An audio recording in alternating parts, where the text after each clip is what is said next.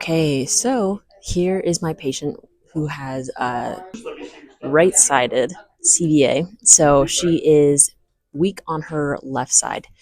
So I'm going to ask her some patient interview questions. So, what are some of the things that you struggle with since the stroke? Like showering, cooking for myself, getting dressed, stuff like that. What are your expectations for physical therapy? I want to get a little bit better at like walking, get some of my function back on my left side. What assist device do you use to get around? A cane. Okay, for skin check, since she is using a cane, the only thing we really have to worry about is cleanliness. So obviously she's going to be touching this with her hands quite often. So we want to make sure that she's washing her hands, making sure that no germs are being spread. And if she has any cuts or calluses that have been ripped open, making sure they're getting cleaned and not getting infected and keeping them covered just in case germs have spread. And then you also want to make sure that the cane is clean. So not only is she washing her hands, she's also wiping down the cane every so often to make sure those germs aren't getting anywhere. And when do you feel the most unstable? Like when I'm getting up, like first start walking. So because she does feel unstable at all, we're going to now do a static balance test. Okay, so this one we're going to do is the static balance, just sitting, and then we'll do standing as well.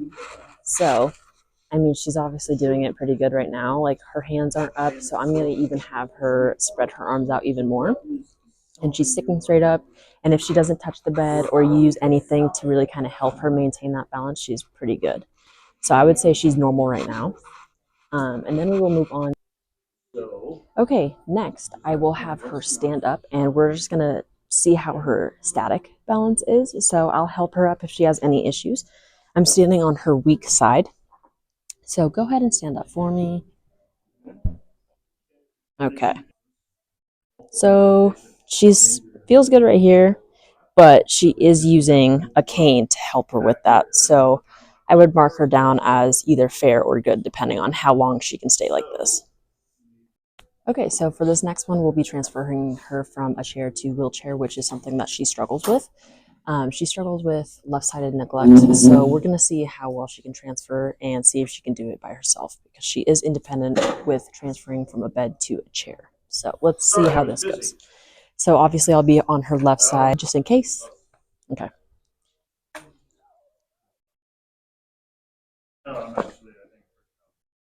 Okay. So here we can see she kind of scooted because her left side was kind of on the wheel. And don't forget, this chair would have armrests. So she didn't reach with her left arm, and she also wasn't able to get fully into the chair. So we're going to do it again now the correct way. Okay, so don't forget this chair would have armrests that she would be able to kind of reach back and pull herself up. So I'll remind the patient again to remember to reach back with your left arm to kind of help you push off and to get into that chair. So I'll be here as support. And remember to reach all the way. Perfect. Okay. Okay. And then I would take the cane from her. And then remember to just bring back the leg rest on both sides. Okay, and then don't forget the armrests, which I will put back.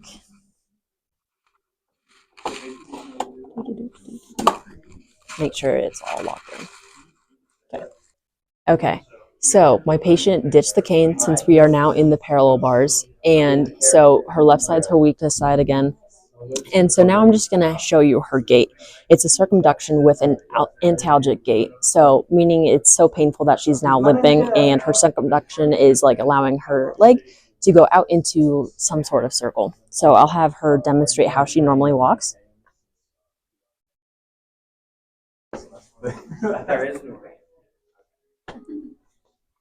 Okay.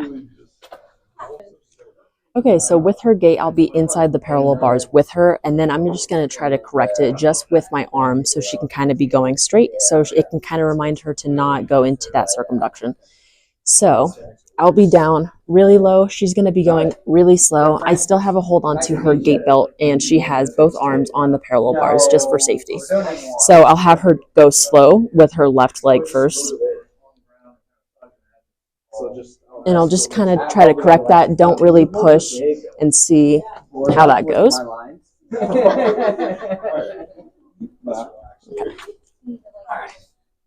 Okay, so a modification to this gait training is placing cones on the ground on her left side, her weak side, and then that's just going to try to have her correct it herself instead of me correcting it for her.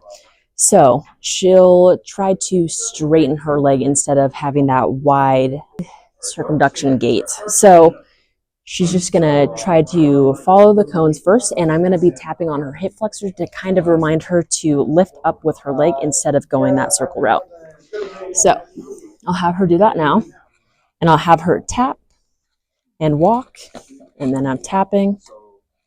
Perfect. Keep going and tapping, tapping. Perfect. Okay.